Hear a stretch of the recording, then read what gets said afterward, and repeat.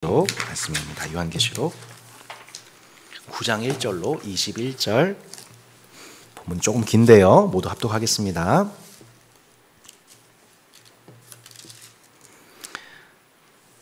다섯째 천사가 나팔을 불매 내가 보니 하늘에서 땅에 떨어진 별 하나가 있는데 그가 무저갱의 열쇠를 받았더라. 그가 무저갱을 여니 그 구멍에서 큰 화덕의 연기 같은 연기가 올라오매 해와 공기가 그 구멍의 연기로 말미암아 어두워지며 또 황충이 연기 가운데로부터 땅 위에 나오매 그들이 땅에 있는 전갈의 권세와 같은 권세를 받았더라. 그들에게 이르시되 땅에 풀이나 푸른 것이나 각종 수목은 해하지 말고 오직 이마에 하나님의 인침을 받지 아니한 사람들만 해하라 하시더라. 그러나 그들을 죽이지는 못하게 하시고 5달 동안 괴롭게만 하게 하시는데 그 괴롭게 함은 전갈이 사람을 쏠 때의 괴롭게 함과 같더라. 그날에는 사람들이 죽기를 구하여도 죽지 못하고 죽고 싶으나 죽음이 그들을 피하리로다. 황충들의 모양은 전쟁을 위하여 준비한 말들 같고 그 머리에 금 같은 관 비슷한 것을 썼으며 그 얼굴은 사람의 얼굴 같고 또 여자의 머리털 같은 머리털이 있고 그 이빨은 사자 이빨 같으며 또 철 호심경 같은 호심경이 있고 그 날개들의 소리는 병거와 많은 말들이 전쟁터로 달려 들어가는 소리 같으며 또 전갈과 같은 꼬리와 쏘는 살이 있어 그 꼬리에는 5달 동안 사람들을 해하는 권세가 있더라. 그들에게 왕이 있으니 무저갱의 사자라. 히브리어로는 그 이름이 아바돈이요 헬라어로는 그 이름의 아볼루온이더라. 첫째 해 지나갔으나 보라 아직도 이후에 화들이 이르로다. 6째 천사가 나팔을 불매 내가 들으니 하나님 앞 금 제단 네 뿔에서 한 음성이 나서 나팔 가진 6째 천사에게 말하기를 큰 강 유브라데에 결박한 네 천사를 놓아주라 하매 네 천사가 놓였으니 그들은 그년 월 1시에 이르러 사람 3분의 1을 죽이기로 준비된 자들이더라. 마병대의 수는 2만 만이니 내가 그들의 수를 들었노라. 이 같은 환상 가운데 그 말들과 그 위에 탄 자들을 보니 불빛과 자줏빛과 유황빛 호심경이 있고 또 말들의 머리는 사자 머리 같고 그 입에서는 불과 연기와 유황이 나오더라. 이 세양 곧 자신들의 입에서 나오는 불과 연기와 유황으로 말미암아 사람 3분의 1이 죽임을 당하니라. 이 말들의 힘은 입과 꼬리에 있으니 꼬리는 뱀 같고 또 꼬리에 머리가 있어 이것으로 해하더라.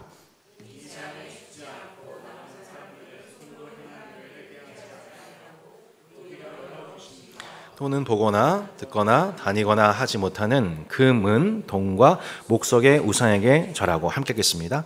또 그 살인과 복술과 음행과 도둑질을 회개하지 아니하더라. 아멘. 여러분 참 신기하게도 2주 전에 저희가 쓴쑥을 단물이 되게 하시는 그 하나님을 묵상했었죠. 그 주일 끝나고 강원도에서 연락이 왔습니다. 목사님 쑥을 보내드릴게요. 설교 들으신 분도 아니시는데 오랜 지인께서 쑥을 좀 보내주셔가지고 오늘 맛있는 쑥떡을 함께 먹게 되었습니다. 오늘 본문은 성경에서 가장 무서운 장이라고 일컬어진 요한계시록 9장입니다. 근데 설교자 입장에서는 저희 이 본문 한 2주, 3주 정도를 묵상했거든요. 설교자 입장에서는 가장 설교하기 무서운, 설교 준비하기 무서운 장이 계시록 9장이었던 것 같아요. 읽어봤는데 여러분 내용이 좀 범삼치가 않죠? 약간 호러물 같기도 하고 사실 무섭지만 되게 단순한 구조의 이야기입니다. 5째, 6째 천사가 나팔을 불 때에 시작된 재앙과 재앙의 신화 이야기가 오늘 요한계시록 9장인 거예요. 자, 여러분 기억나세요? 첫 번째부터 네 번째 나팔 불 때마다 어떤 일이 일어났었죠? 자, 첫 번째 나팔을 부니까 땅과 수목의 3분의 1이 불탔고요. 두 번째는 바다의 3분의 1이 피가 되었고요. 세 번째에는 강들의 3분의 1이 또한 쓴쑥이 되었죠. 그리고 네 번째 나팔이 불자 해와 달과 별의 3분의 1이 어두워지게 되었죠. 그러니까 이 모든 첫 번째부터 네 번째 천사들의 재앙 나팔이 울릴 때에 그 피해는 어디에 임했나요? 피조세계 자연이었죠. 근데 우리가 3분의 1, 3분의 3이 아니라 3분의 1만 탔던 이유는 하나님이 진노의 심판 가운데서도 3분의 1에게만 이것을 적용해서 온 인류로 하여금 하나님의 사인을 듣고 돌이킬 수 있는 회개의 기회를 주시기 위함이라고 말씀을 드렸죠. 자, 오늘 본문은 그 연장선상에서 보게 됩니다. 표를 한번 볼까요? 자, 표를 보시면 9장 1절로 11절의 말씀 다섯 번째 나팔, 그리고 13절부터 19절에 나오는 여섯 번째 나팔에 관한 말씀인데 구조가 똑같이 나와 있는 것을 저희가 보게 되죠. 첫 번째는 재앙의 속성이 무엇인지를 얘기하고 있고, 첫 번째 이 재앙으로 나오게 된 군대 이름이 뭐예요, 여러분? 메뚜기, 황충 군대이고요. 두 번째, 여섯 번째 나팔이 불리자 그 재앙이 어떤 재앙인지 속성을 얘기하면서 또 다른 군대 이름을 얘기합니다. 이게 뭐냐면 이역 군대입니다. 2만만, 2만의 만이니까 2역이죠. 2역 기병에 대한 얘기가 언급이 되어 있는 것을 보게 돼요. 간단한 얘기입니다. 자, 오늘 첫 번째 이야기, 다섯 번째 나팔이 울릴 때에 어떤 일이 일어나는지 한번 보도록 하겠습니다. 다섯째 천사가 나팔을 불매 내가 보니 하늘에서 땅에 떨어진 별 하나가 있는데 그가 무저갱의 열쇠를 받았더라. 그가 무저갱을 여니 그 구멍에서 큰 화덕의 연기 같은 연기가 올라왔다. 이렇게 나와 있습니다. 자, 여러분 여기서 하늘에서 땅에 떨어진 별 하면 우리가 생각해 봤을 때 첫 번째는 하나님 앞에 자신의 별을 높였다가 떨어진 이사야서 6장 말씀이 연상이 되는데 사실 결론적으로 말씀드리면 여기서 말하는 땅에 떨어진 별은 천사입니다. 자, 20장 1절의 말씀에 보면 이런 말씀 나와요. 또 내가 봄에 천사가, 그죠? 천사가 무저갱의 열쇠와 큰 쇠사슬을 그의 손에 가지고 하늘로부터 내려왔다는 표현이 나오죠. 그러니까 무저갱이란 뭐냐면 밑도 끝도 없이 떨어지는 구렁텅이, 이걸 이제 무저갱이라고 합니다. 이건 우리가 잘 아는 지옥이라고 볼 수 있는 곳이죠. 그 지옥의 열쇠를 여는 권세가 누구한테 있었냐면 바로 이 하늘에서 떨어진 천사에게 있었다는 것을 말씀하고 있습니다. 그 천사가 어떤 이유에서는지 그 무저갱의 열쇠를 연 거예요. 헬, 지옥 문이 열리게 된 거죠. 지금 어떻게 우리 여러분 이 땅에서 여러분 살만하십니까? 살만하세요, 여러분? 그냥 태평성대 누리고 계신가요, 여러분? 죽을 맛이죠. 지옥 문이 열린 듯한 세상의 일부를 경험합니다. 우리는 실제로 그렇게 지금 천국도 하나님 나라가 시작되었지만 실제적으로 지옥 문이 열린 상태 속에서 세상을 살아오고 있기 때문에 이 땅에서 우리가 때로는 호흡이 가빠지고 지치고 고난하는 것이 너무 당연해요. 오늘 일부 설교 들으신 여러분, 아멘 너무 크게 안 하셔도 됩니다, 여러분. 네, 그냥 편안하게 들으세요. 말씀 들으시다 주무셔도 됩니다. 안식 있길 바랍니다. 저는 제일 할게요. 자, 무저갱에서 역대급 빌런이 등장합니다. 그 첫 번째 빌런이 뭐냐면 황충, 곧 메뚜기 군대들입니다. 자, 7절로 10절에 보면, 에고머니나 7절로 10절에 보면 황충들의 모양, 그 메뚜기 군대의 모양이 나와 있습니다. 그들은 뭐예요? 전쟁을 위하여 준비한 말들 같고 그 머리에 금 같은 관 비슷한 것을 썼고 그 얼굴은 사람의 얼굴 같고 여자의 머리털 같은 머리털이 있고 그 이빨은 사자의 이빨 같고 철 호심경 같은 호심경이 있고 그 날개들의 소리는 병거와 많은 말들이 전쟁터로 달려가는 소리 같다. 이런 표현 나와 있죠. 그 다음 구절 나와 있죠. 네. 또 전갈과 같은 꼬리와 쏘는 살이 있어 그 꼬리에는 5달 동안 사람들을 해치는 권세가 있더라. 그들에게 왕이 있으니 무저갱의 사자라. 히브리어로는 그 이름이 아바돈, 헬라어로는 그 이름이 아볼로운. 이 아바돈, 아볼로운 하니까 게임 생각나는군요. 자, 게임, 그 아볼로운 뭐예요? 땅의 파괴자라는 뜻을 가지고 있습니다. 땅의 파괴자. 자, 한번 이미지 한번 띄워보실래요? 예, 이런 이미지입니다. 예, 좀 보이세요? 조금 당겨 보실래요? 이렇게 당겨 보시면, 네, 감사합니다. 이런 모습입니다. 끔찍하죠.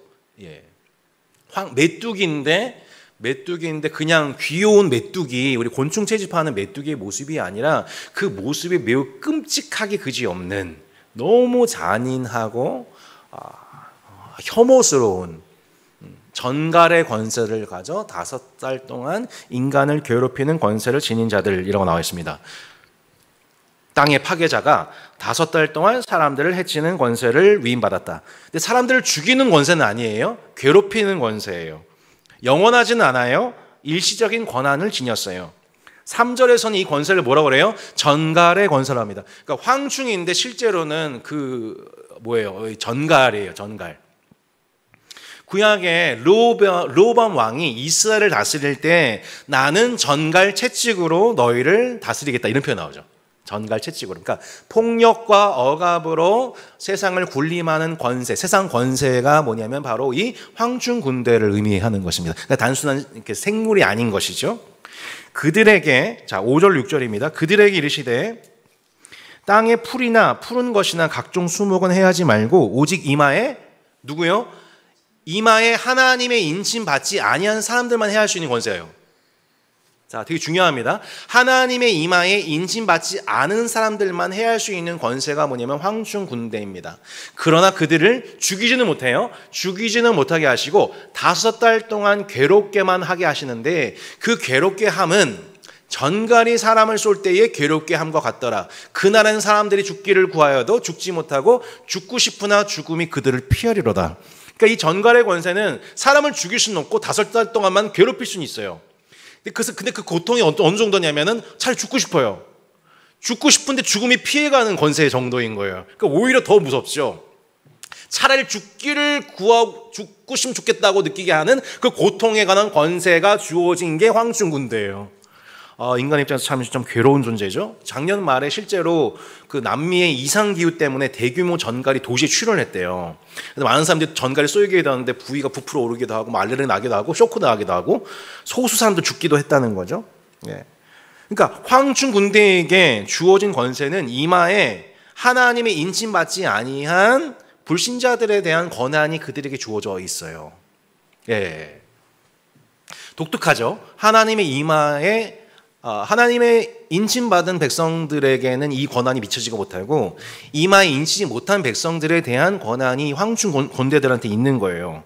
그 권한과 기한이 주어져 있는 거죠. 자신들에게 속해 있는 세속인들을 괴롭힐 수 있는 권한이 황충 군대한테 있는 거예요. 그래서 5개월 정도, 그러니까 실제 이 5개월이라는 것이 뭐 문자적 5개월일지는 모르겠지만 일정 기간 동안 150의 시간 동안 사람들을 괴롭힐 수 있는 권한이 주어졌다. 차라리 죽기를 구할 만큼의, 그러나 죽을 수는 없는 고통이다. 여러분 요엘서 말씀에 보면 이 황충 재앙에 관한 말씀이 분명히 나와 있어요. 그 1장에 보면은 요엘서 말씀에 황충 재앙이 뭐냐면 실제 메뚜기 떼예요. 그래서 식량 재난을 일으키는 황충, 메뚜기 뭐 등등이 등장해가지고 그냥 싹 다 쓸어버리잖아요. 이게 첫 번째 나오는 메뚜기 떼에 관한 재앙이에요. 근데 요엘서 2장 말씀에 보면 계시록 9장이 말씀하고 있는 그 황충 떼가 뭔지, 황충 군대가 뭔지를 정확하게 요엘서가 말씀을 하고 있어요. 그의 모양은 말 같고 그 달리는 것은 기병 같고 그들이 산 꼭대기에서 뛰는 소리는 병거 소리 같고, 예, 불꽃이 건보를 사르는 소리와도 같고 강한 군사가 줄을 버리고 싸운 것 같다. 황충 군대, 메뚜기 떼. 그러니까 메뚜기 떼는 그러니까 생물학 우리 동물 메뚜기가 아닌 여호와의 날에 나타나게 되는 하나님의 심판이 있을 때 나타나는 황충 군대에 관해서 놀랍게도 수백 년 전 요엘 선지자가 이미 그걸 봤던 거를 이제 수백 년 후 반모섬에 있는 사도 요한이 똑같이 보게 된 걸 얘기하고 있는 거죠. 그러니까 새로운 건 아니에요. 새로운 계시는 아닌 것이죠. 그런데 바로 그 여호와의 날에 어떤 일이 일어나게 되냐면, 자, 말씀 같이 한번 읽어보세요. 여호와께서 그의 군대 앞에서 소리를 지르시고 그의 진영은 심히 크고 그의 명령을 행하는 자는 강하니 여호와의 날이 크고 심히 두렵도다. 당할 자가 누구이랴. 아멘. 자, 요엘서 2장은 요한계시록 9장의 출현을 예고하고 있는 말씀이죠. 그리고 이 군대의 출현이야말로 여호와의 날이 임박한 증거라고 말씀을 하고 있습니다. 성경은 이렇게 여호와의 날에 대해서 분명히 말씀하고 있습니다. 여러분, 여호와의 날이 어떤 날입니까? 여호와의 날은 이런 날입니다. 하나님, 도대체 하나님 어디 계세요? 하나님, 당신의 백성들 사랑하신다면서 하나님 도대체 어디 계세요? 지금 뭐 하고 계세요? 라고 탄식하고 있는 의인들의 기도에 대해서 마침내 나 여기 있다! 라고 하면서 여호와께서 그 백성들을 구원하신 날이 여호와의 날입니다. 거꾸로, 에이, 하나님이 어디 있어? 있으면 나와보라고 그래. 비웃는 악인들에 대해서 나 여기 있다! 라고 말씀하시면서 하나님의 공의를 나타내신 심판의 날입니다. 의를 행하고 인내했으나 이 땅에서 합당한 인정을 받지 못합니다. 공의로운 판결을 받지 못합니다. 정의로운 보상을 받지 못한 자들, 피 흘린 의인들과 순교자들의 기도를 들으시고 마침내 그들의 눈물을 닦아주시며 완전한 신원을 회복하시는 그 날이 여호와의 날입니다. 결국 여호와의 날은 의인들에게는 영영한 기쁨의 날이요 악인들에게는 슬피 울며 이를 갈며 후회하는 날입니다. 여호와의 날은 의인들에게서 최고의 날이요 악인들에게 최악의 날이 될 것입니다. 여러분, 여호와의 날이 곧 옵니다. 의인들에게서 지상 최고의 날. 다시는 악이 의를 함몰치 못하는 그 날이 옵니다. 다섯 번째 나팔이 불어 황충재앙이 시작되었는데 하나님의 이마에 인침받은 백성들은 아무 해함을 받지 않지요. 반면 하나님의 이마에 인침받지 아니한 자들에게 잠시간의 괴로움이 주어집니다. 이 말씀 보면서 하나님 너무하신 것 아닌가 싶지만 거꾸로 생각해 보면 이것은 하나님의 놀라운 자비가 아닐 수 없습니다. 이 전갈의 고통이 지옥문이 열려 이 악한 권세, 이것은 단순한 동물이 아니에요. 악한 권세, 세상 정부 의미합니다. 그런 세상 권세에 의해서 일정 기간 동안 이들이 고통을 받도록 허용하신 이유는 딱 한 가지입니다. 전갈의 고통을 받고 있는 그들을 구원하시기 위함입니다. 이스라엘이 애굽왕 바로에게 전갈과 같은 고통을 받았지요. 그 고통 속에 하나님께 부르짖었을 때 하나님은 그들의 기도를 기억하시고 그들의 선대와 더불어 맺은 언약을 기억하셔서 모세를 보내심으로 그들을 구원하셨지요. 전갈의 고통, 그것은 사실상 우리 또한 겪은 고통입니다. 여러분, 저도 예수님 믿기 직전에 저는 전갈의 고통을 경험했습니다. 인생의 허무, 그리고 생각지도 못한 교통사고, 인간적인 아픔들, 이 인생을 살아가면서 겪는 것이 고통밖에 없는 것이죠. 제가 어제 황해노회 주일학교 연합회 초대를 받아서 교사 부흥회를 인도를 하고 왔습니다. 강의를 앞두고 따스한 교회에서 세례를 받으신 분들의 역대 간증 영상들을 막 찾아봤어요. 여러분 나중에 한번 찾아보세요. 몇 년 전에 내가 이렇게 예수님 믿게 되었구나. 몇 년 전에 내가 저분이 저렇게 예수님 믿게 되었구나. 여러분 똑같아요. 패턴이 뭐냐면요, 전갈의 고통이에요. 전갈의 고통. 처음 예수님 믿는 과정 속에서 대부분 다 전갈의 고통을 겪습니다. 갑자기 예상치 못하게 막 밤새도록 막 열이 나고 막 머리가 아프고 마음이 너무너무 힘들고 괴롭고 교통사고를 당하기도 하고 극심한 공황장애 우울증을 시달리기도 하고 가정과 기업에 타격을 받기도 하고, 놀랍게도 그 전갈의 고통, 일정 기간 나한테 주어진, 나한테 왜 이런 고통이 주어지는 것인지 본인도 모르는 고통 속에서 막 그때부터 진짜 하나님의 얼굴을 구하기 시작하는 거, 하나님의 이름을 부르기 시작하죠. 지금도 놀랍게도 그 전갈의 고통 속에서 하나님의 이름을 부르는 영혼들이 있기에 하나님은 놀랍게도 그 악한 권세자들까지도 활용하셔서 합력하여 선을 이루시는 하나님이십니다. 전갈과도 같이 자신의 권세와 권한을 활용하는 그 악함이 5개월의 기한을 통해 역사 속에 모두 드러나게 하시죠.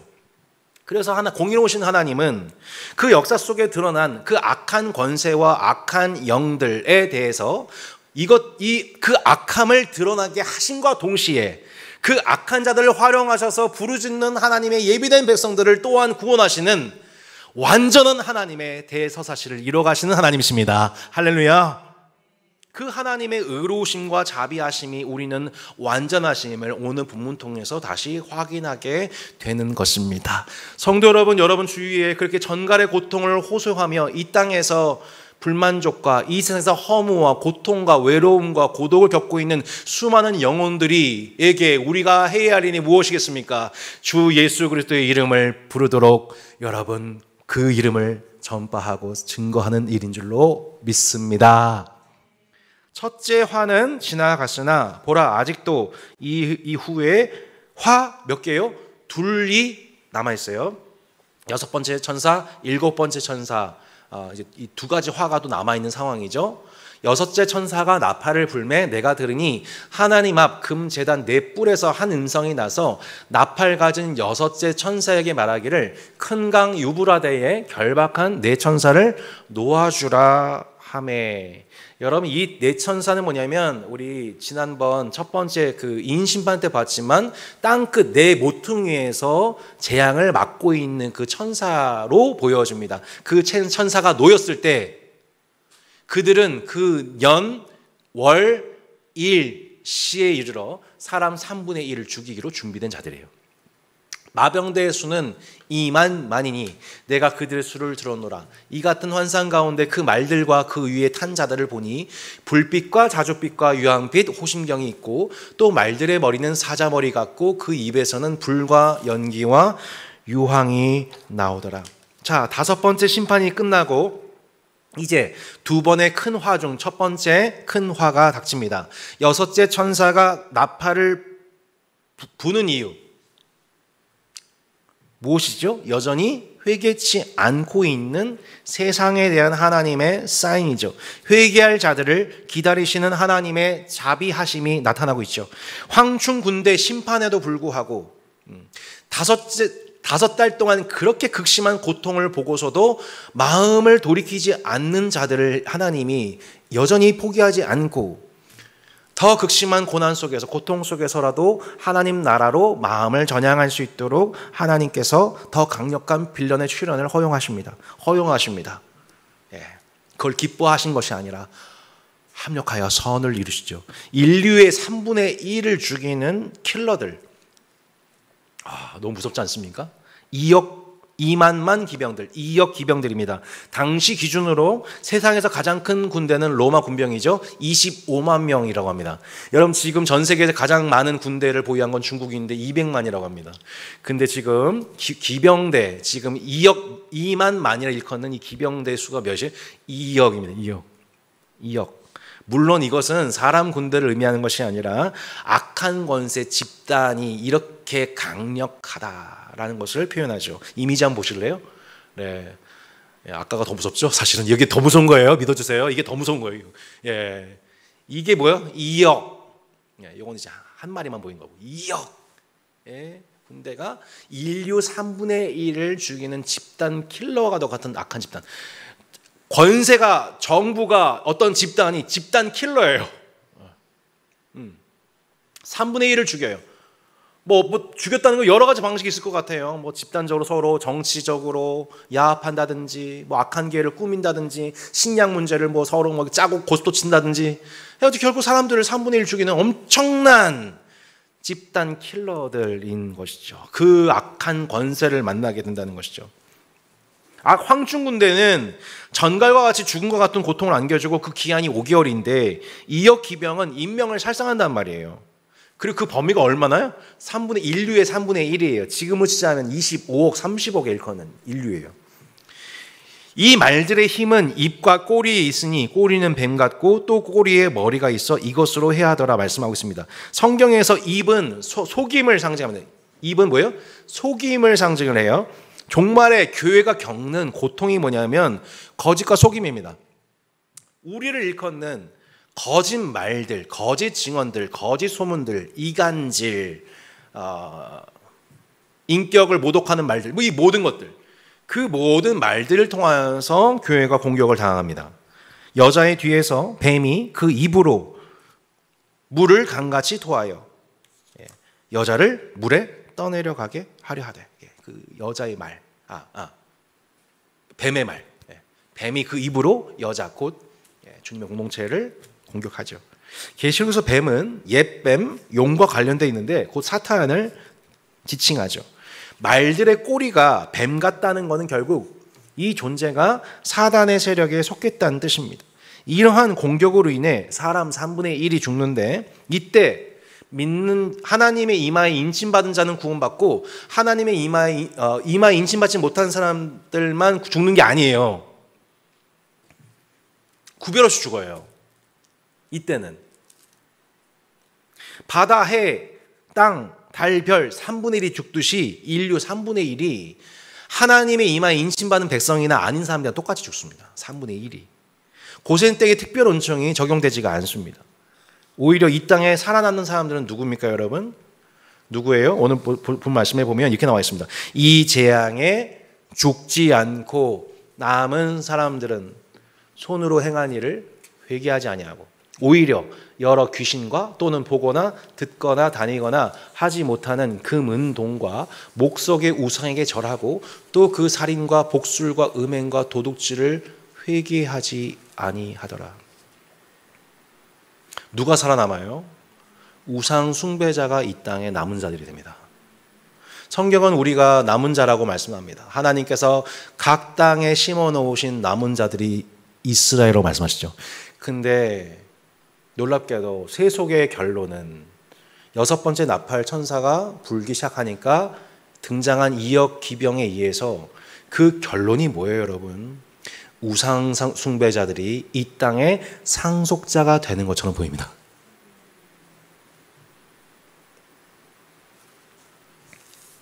우상 숭배에 참여하며 온갖 살인과 복술과 음행과 도둑질, 사회적 범죄를 일으키는 자들이에요. 성경에서 이 동전의 양면입니다. 영적인 범죄, 우상 숭배의 뒷면이 뭐예요? 바로 살인, 도둑질, 복술 등 도덕적 죄악입니다. 영적 범죄의 동전의 뒷면이 뭐예요? 도덕적 범죄예요. 지금 이 땅 가운데서도 도덕적인 범죄를 범하고 있는 모든 자들은 실상 우상 숭배하고 있는 것입니다. 우상 숭배하며 범죄한 자들이 이 땅의 최종 승리자, 서바이벌 게임의 우승자. 여러분 헝거 게임 보셨어요? 최종 우승자들, 남은 자들. 당신들이야말로 선택받은 자들입니다. 당신들이 이 땅의 위너입니다. 축하합니다.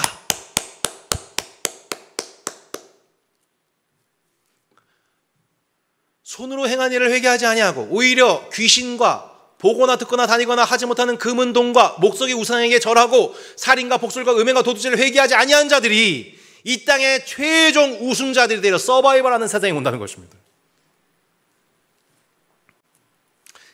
여러분 이런 일들은 구약의 역사 속에서도 이미 있었던 일입니다.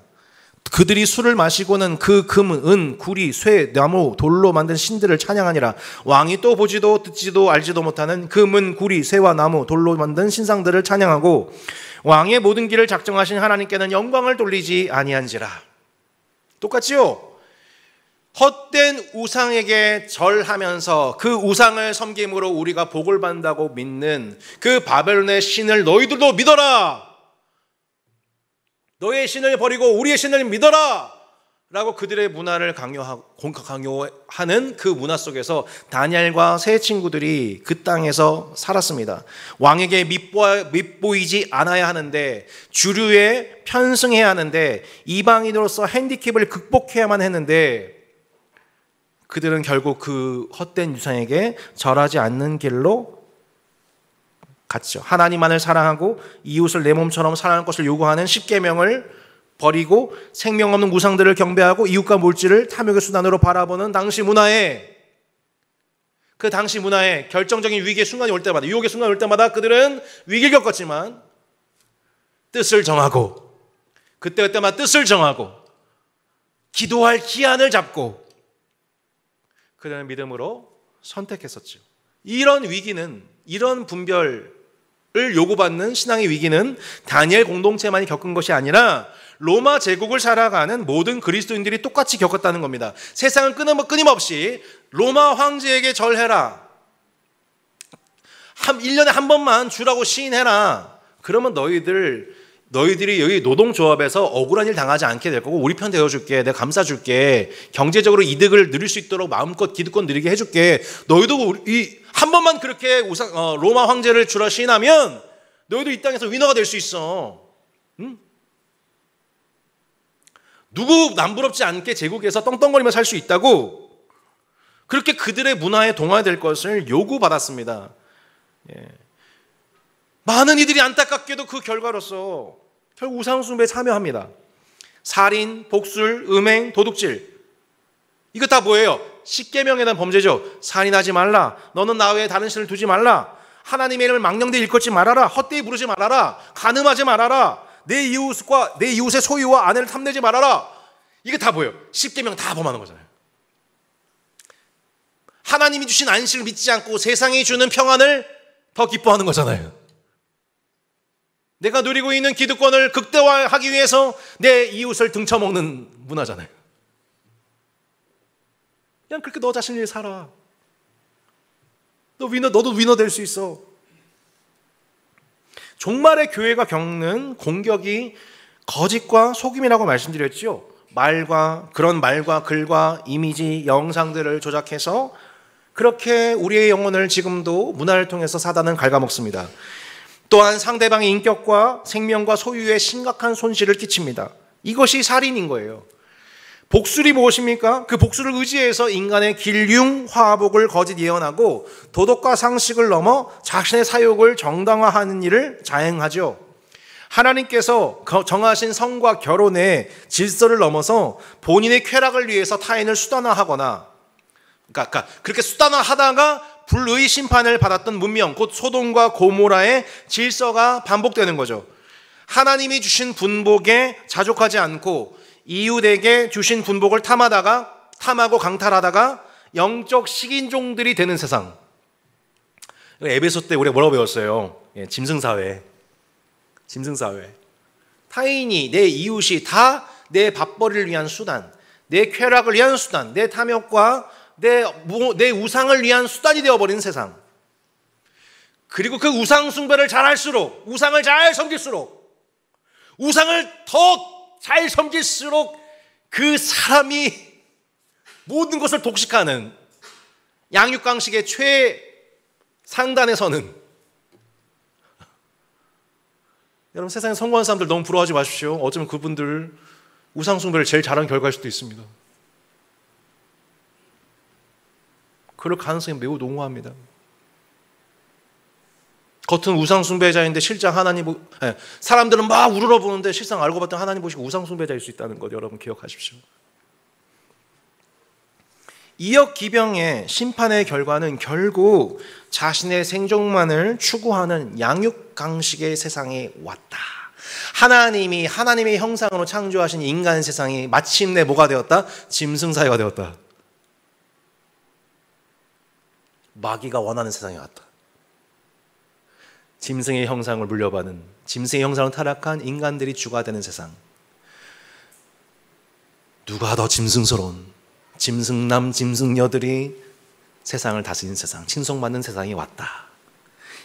하나님이 창조하신 세상의 결론이 여섯 번째 나팔천사의 심판 통해서 결국 지금 세상은 거의 끝물을 달려가고 있는 것이죠. 이것을 보면서 그 다니엘과 세 친구, 바벨론 제국의 다니엘과 세 친구처럼, 또한 로마 제국의 사도 요한 공동체처럼 우리도 지금 대한민국과 이 세계 문명 살아가면서 우리도 마음속에 어떤 유혹을 받냐면, 야, 차라리 나도 저 질서 속에 파묻혀 살고 싶다.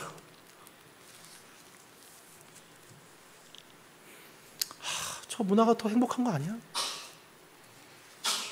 모든 사람들뿐만 아니라 심지어 신자들에게도 현타가 오기 시작하는 겁니다. 하나님 말씀을 지키고 살다가는 제명에 죽지 못할 것 같습니다. 예. 여러분 지난 5년 동안 이 물가 상승률을 한번 보십시오. 네. 도대체 돈을 얼마나 많이 벌어야 되는 것입니까? 하나님 말씀대로 살다가 내가 정말로 이 인생, 이 세계의 흐름을 따라가지 못하고 손해가 막 심해지는 것이 느껴집니다. 나는 괜찮은데 내 가족과 자녀들이 그 피해를 입는다는 건 견딜 수가 없는 것 같습니다. 오늘 이 본문을 통해서 사도 요한이 우리에게 뭘 말씀하고 싶었던 겁니까?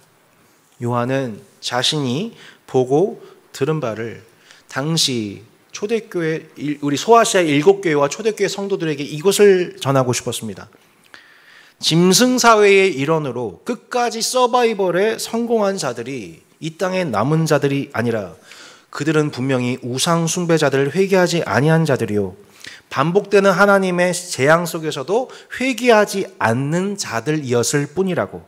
회개하지 않는 바로와 그를 수호했던 모든 집단이 결국 심판받았던 것처럼 그 세대에서 서바이벌에 그 세대에서 서바이벌에 성공한 자들은 결국 하나님께서 더 큰 심판을 예비하신 사람들 뿐이었을 뿐이라고 말씀하고 있는 것입니다. 사랑하는 여러분, 우리가 서바이벌에서 뒤처진 것 같습니까? 내가 경제에 뒤처진 것 같습니까? 내가 성공하지 못해 불행한 자 같습니까? 도리어 날로 악해지는 세상에 저항하고 인내하며 살아가다가 때로는 피해와 때로는 곤고와 심지어는 죽음마저도 피하지 못한 그 사람들, 성경은 역설적으로 그 사람들이 진짜 하나님의 보호받은 자들이요, 진짜 하나님 나라를 상속받는 남은 자들이라고 말씀하고 있습니다. 할렐루야! 세속에 물들여 우상을 섬기는 일에 앞장서서 그 서바이벌에 통과한 최종 우승자들이 이 땅의 남은 자들이 아니요, 그들은 더 큰 심판과 멸망을 목전에 앞두고 있는, 하나님의 더 큰 심판을 피할 길이 없는 길로 나아가고 있는 죄악과 마귀의 원수들에 사로잡혀 있는 종일들 뿐이요, 하나님 말씀에 순종하다가 때로 피해를 입고 뒤처지고 기회를 잃어버리고 합당한 보상을 받지 못한 채, 심지어 우리 인생이 끝난다 할지라도 하나님의 말씀 십계명과 산상수훈의 말씀을 지키다가 손해보고 장차 주어질 영원한 생명과 보상을 바라보며 죽은 이들이 진짜 하나님이 남기신 이 땅의 남은 자들이요, 하나님 나라를 상속받을 것이라고. 요한은 내가 봤어, 내가 들었어. 너는 이걸 보고 이걸 들어야 돼. 이 말씀을 읽고 듣고 지켜 행한 자는 복이 있도다. 복이 있도다. 진짜 복 있는 사람들이 바로 저와 여러분이라고. 요한계시록은 우리를 이 땅에서 한 맺혀 눈물 흘리는 하나님의 백성들의 그 눈물을 닦아주시고, 이 땅에 정할 곳이 없이 나그네처럼 살아가는, 늘 메뚜기처럼 뛰어다니는 인생 살아가는 우리 인생들이, 나그네 같은 우리 인생들이 장차 영원한 하나님 나라를 기업으로 받게 될 것이고, 이 땅의 위정자들과 심판자들이 합당한 위로와 보상하지 못했던 모든 일에 대하여 우리 하나님의 완전한 영원한 의로운 보상으로 우리의 마음을 시원케 하시고 만족케 하실 것이라고 성경은 다시 오늘 요한계시록 말씀을 통해 우리를 위로하십니다. 하나님 말씀 지키다가 내가 원하는 만큼의 결과가 오지 않았다고 낙담하지 않으시기를, 결과주의에 속지 않으시기를 바랍니다. 내 눈앞에 보이는 현실이 더 악한 자가 군림하는 결과로 온다 할지라도 영화가 다 끝난 것이 아니니까, 더 악한 빌런들이 나오거들랑 이제 영화가 진짜 클라이막스에 해당되는구나, 더 악한 빌런들 이제 하나님이 싹 다 정리하시고 마침내 여호와의 날이 완성되고 있는 최종 클라이막스구나라고 여러분 짐작하고, 이 땅에서 우리의 일들을 분별하고 인내하고 서로를 격려하는 따스한 교회 모든 성도 되시기를 예수 이름으로 축원합니다. 우리 삶이 서바이벌을 넘어 이 신앙으로 리바이벌 하기를 바랍니다. 오는 여러 세대들이 서바이벌 위해서 살지 않고 이 땅에 생존하기 위해 사는 것이 아니라 이 신앙을 전수하고 이 신앙이 꺼져갈 때마다 다시 리바이브 그 신앙을 전수하는, 다음 세대에 전수하는 사랑하는 우리 교사분들 되어주시기를 주 예수 이름으로 축원합니다. 우리 함께 찬양하고 기도합시다. 오늘 함께